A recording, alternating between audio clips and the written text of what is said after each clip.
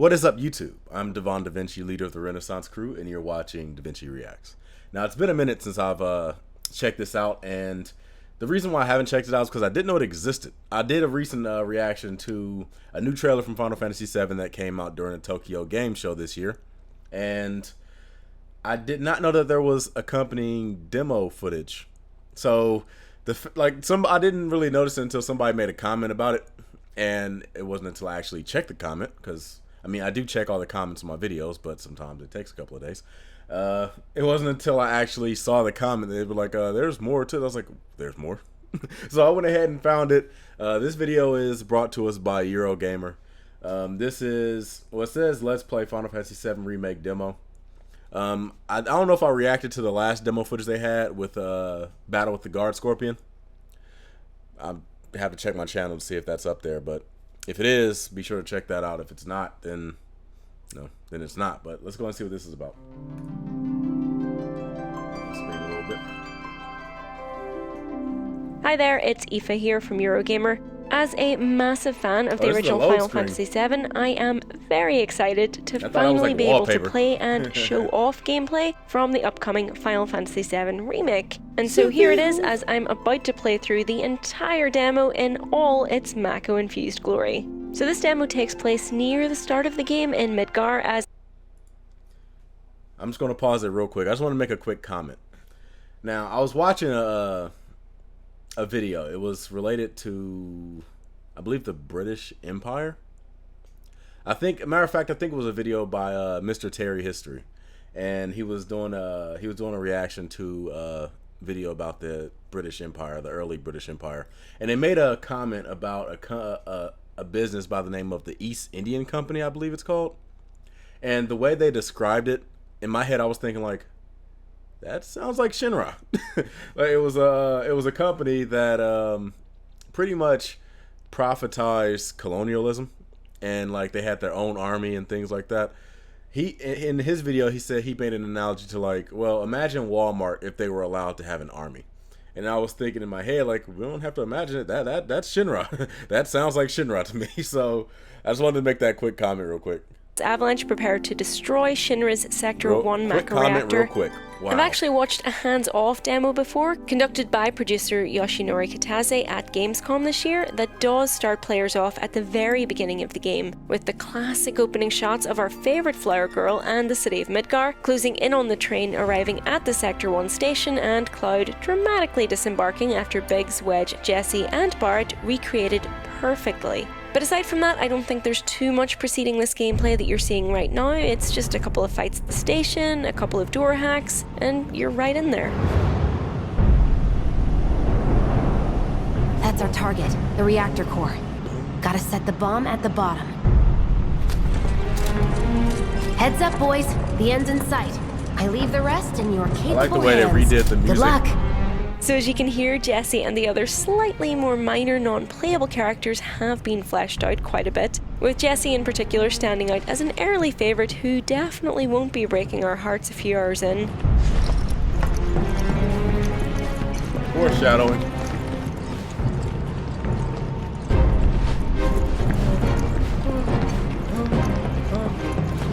Aw, you're choosing me over the reactor? That's sweet, but I'll wait my turn. Go blow her mind. Go on, shoo! Aw, you're choosing me over the reactor? Innuendo! I really do love her confident and flirty persona, but in this house we only have eyes for Tifa Lockhart, so let's just keep going. God damn! I can practically taste the Mako in here. Hurry it up! In addition to the usual items like potions and ethers that you keep in case of emergencies, it looks like the remake also has new items like Mako crystals, which immediately grant you a small amount of MP on being picked up. 5 MP may not seem like much, but think about it being an entire extra cure or thunder spell, and then you'll gladly take it. And then, of course, aside from instant items, it's good to see the trusty old chests containing classic favourites like Tufts of Phoenix Down are still very much present and correct. So as you can see here, it looks like there are no more random battles that can take you by surprise at any moment as you explore the world, like in the original. But instead now, you'll usually see your enemies before you engage them in combat. Juggle physics. That means that you could probably add all types of extra combos, I'm assuming. Especially considering the fact that as time goes on, you start to get more attacks and moves that you can do in the middle of the game. Now, there has been some information that came out that said that they're going to add another mode to the game that allows you to play the game in kind of a classic way. I guess similar to like a traditional RPG. I don't know how fleshed out and deep that is. If it's like an actual thing or if it's something similar to what they had before where it just like pauses and allows you to make choices in the menu. I'm going to have to look around and see if they got a video of the actual classic mode that they added to the game. On patrol or just simply wandering around. And although the combat itself looks very different to the original active time battle system, in practice and in your hand, the difference is mostly that the remake gives you things to do while you wait for the ATB gauge to fill up, instead of just having you sit there and wait. Cocky little bastard, ain't you? So instead of just standing around taking hits to the face and waiting for your turn to act, you can run around, take cover, or take action, and perform basic attacks to speed up the ATB gauge filling up. So Braver isn't a limit break anymore. It makes me wonder what other moves or clouds And it really are no longer only limit feels breaks. like actual meaningful damage when you're using a spell or a skill from tactical mode.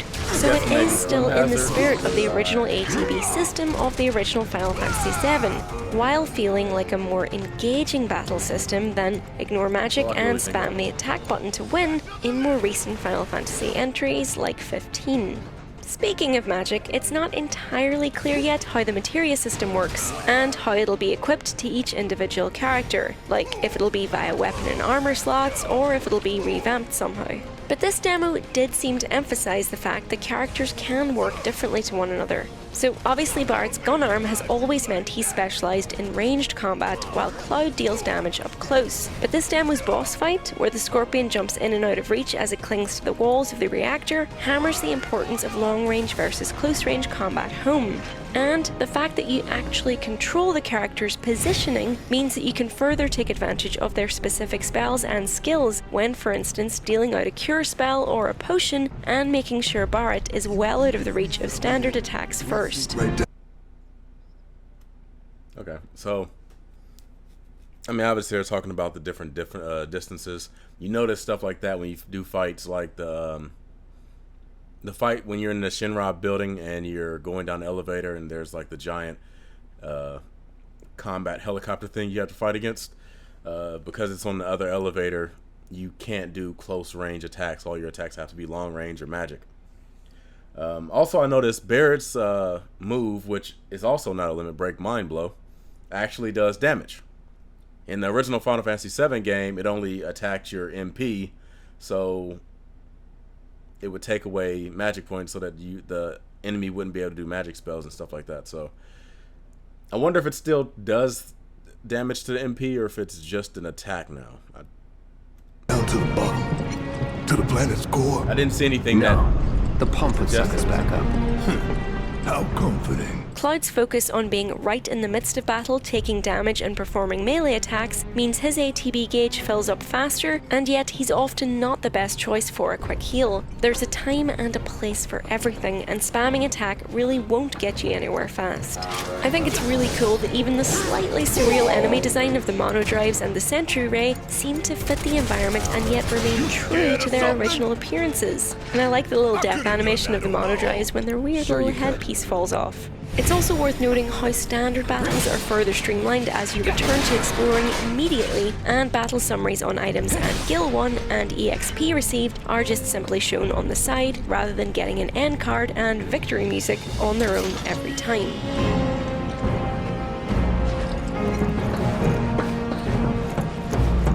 Chatter between characters Also as you like the explore little the world banter. can often get tedious, especially when it's two characters that aren't that fond of each other. Yeah, let's do this.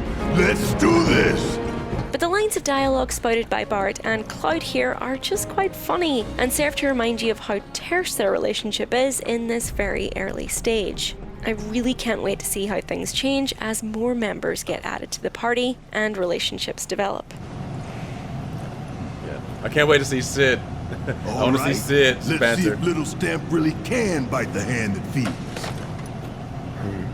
Go on, do the honors. Prove to me you're the man Tifa says you are. That you're one of us. Never said I was. I'm just here for the paycheck. Then do the damn job! Oh, Bear. Your over-the-top black stereotype comedic voice just brings smiles to everybody.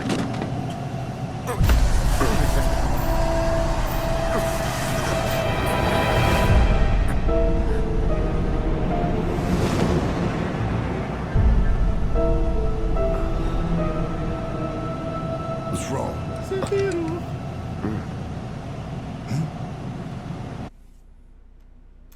At least that was more subtle than the original one. In the original one, Cloud literally had a damn seizure. That probably would have thrown a lot more red flags than just, hey, are you okay? Matter of fact, they reacted to that very mildly in the original game. I'm fine. What about the timer? You double-crossing! Heads up! What in the hell?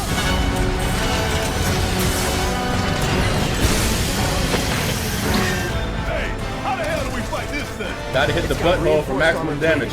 But the internals can be overloaded. Lightning magic. No other option, huh? The Guard Scorpion, or Scorpion Sentinel as it's been renamed here. This is the very first boss fight in the game, as with the original, so it's here mostly to serve as a tutorial, and yet, it's not exactly a pushover. I'm loving how intricate and So staggering everything wasn't the a factor boss in the fights original are. Final Fantasy VII, but it has played an important part in Final Fantasy games since then, and it does add an interesting extra layer of strategy to this first boss fight.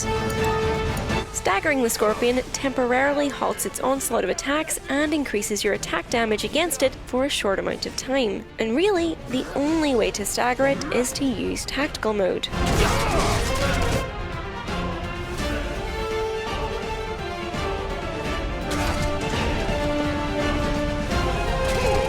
Stagger is very similar to Final Fantasy 13.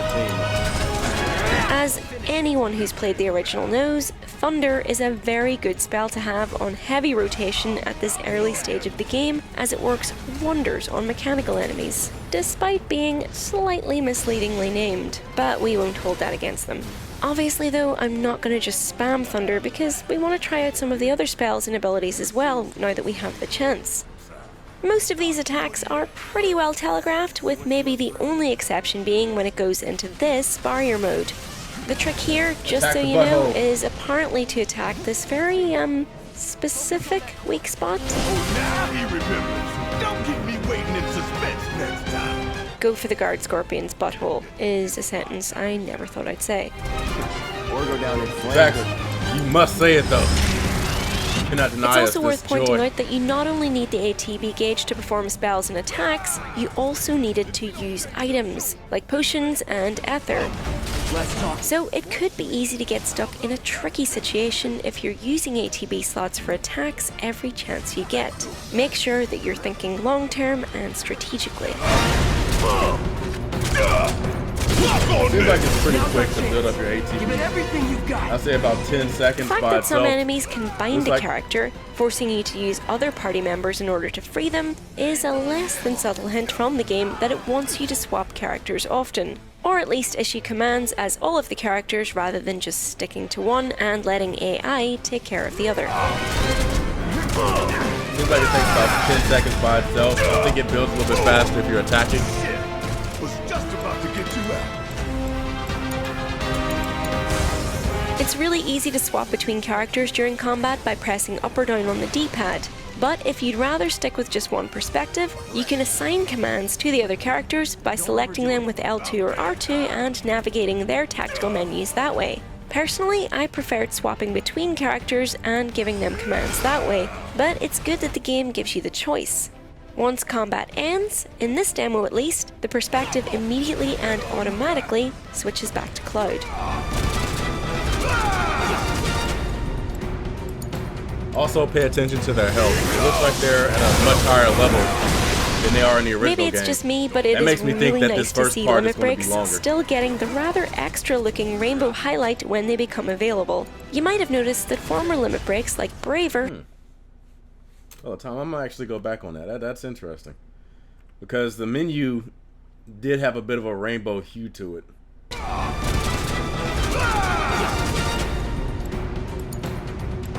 I watch real close to the effects on the menu when they get wild. Maybe it's just me, but it is really nice to see limit breaks still getting the rather extra looking rainbow highlight when they become Right here, look, see it?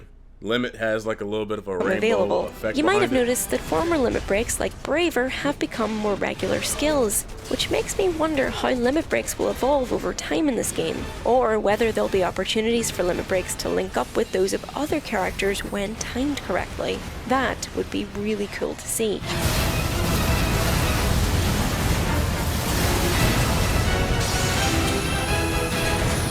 The Scorpion has a couple of different phases, and it's fun to watch it pull out every trick in the book as it gets progressively more beaten up, and the Attack it while its cutscenes tail is blend up. pretty seamlessly in with the gameplay. This is a subtle reshaping of a line in the original game that I think confused a lot of people. In the original, Barret tells Cloud to attack while its tail is up, but if you did, it would counterattack with a super powerful move every single time. I Yeah. think it was dialogue that got a little laser bit attack. lost in translation. So here, the game encourages you to take cover by providing debris to hide behind whenever the tail is up. You know, I've never been confused about that situation. Even though the game tells you to attack it while its tail is up, like, for some reason, I've never actually done that. I mean, I've done it early when I didn't know anything about the game, but it wasn't because of that line. I never really paid attention to it. It wasn't until it became a meme that I started to notice what he actually said. But yeah, I've always assumed that something would happen when his tail was up. A much better plan that also showcases how you can use the environment to your advantage in the remake. I know if anybody else out there was kind of in the same situation as me. Keep it together. Yes, it's my turn. Up and away.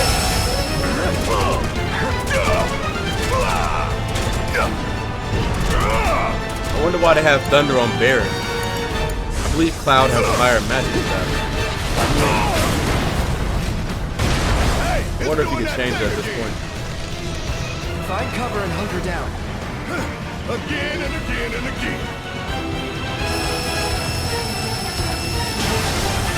Suck on this. So hopefully you can see from this gameplay, but it really feels like the Final Fantasy VII Remake has struck the right balance between the classic ATB system and a more modern, action-oriented approach. I've been waiting for this. Burn hole. This one right here not is big for the shot. flesh. It doesn't feel like you're simply mashing buttons to win, nor does it feel overly fiddly or complex once you get the hang of how things work, which doesn't really take long at all. I can imagine it'll get even more interesting with the introduction of more party members and more diverse spells and skills, but as a first taste, this boss fight is pretty great. Solid copy. Whoa. Now, get in there and do some damage. Gotcha.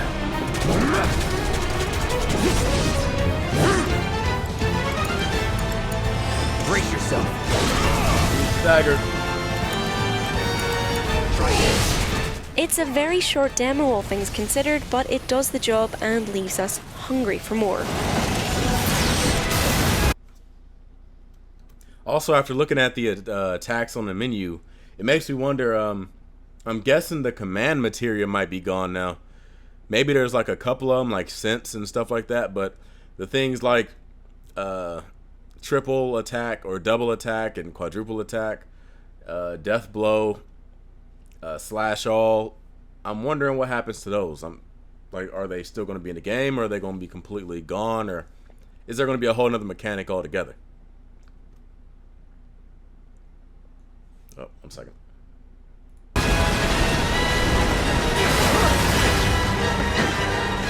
hell! What's it doing now? It's not a repair unit. Damn it. We gotta take it out quick or we're screwed. Oh, I am way ahead of you.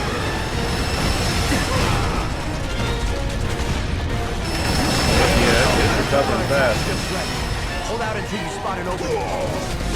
Let us know what you think and what you're excited about seeing in the Final Fantasy VII Remake in the comments below. Ain't gotta tell me twice. Most of the stuff I'm excited to see in the Final Fantasy VII Remake are things that happen in other discs, or at least outside of Midgard. There goes another. I want to see what the Fort Condor battle is going to be like. I want to see Nibelheim and Rocket Town.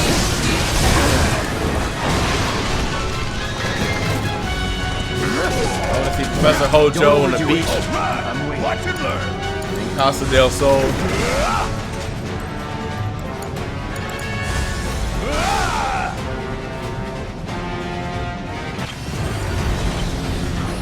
That was very anticlimactic compared to the other demo.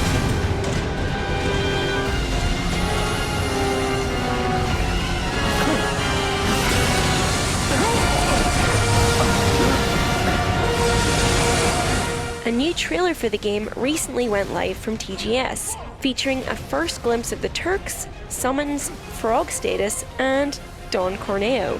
It's all extremely exciting, so look forward to a video on that from us very soon. Until then, check out one of these other Final Fantasy videos, and thanks for watching this one. We will see you in Midgar. Bye!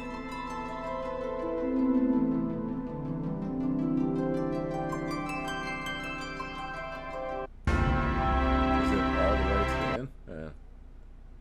Yeah, that's interesting. Yeah, Final Fantasy VII Remake. I'm looking so forward to this. Like I said, this is the most anticipated game I've ever been waiting on for like the past 20 plus years. Now, I will be reacting to the other demo footage, the one against Alps. So be on the lookout for that. That'll be coming out at the same time as this. And I will have other videos as well tomorrow, which would be my usual stuff, you know, the Carl Pilkingtons, the comedy reactions. I got to get back into music reactions as well. So if you happen to have a singer or a musician that you want me to react to, leave it in the comment section. And I do have some fan requests that I need to get back into. It's been a while since I've done some fan requests, and I've had some people send me some requests over on Twitter. So, yeah, that's another thing to look forward to. Anyway, with that being said, I'm DaVinci. You just been a little bit more enlightened. And if you like this video, make sure you hit that like button, subscribe, and share. I'm going to go ahead and move on to the next video. And until then, I'm going to give you the deuces. Peace.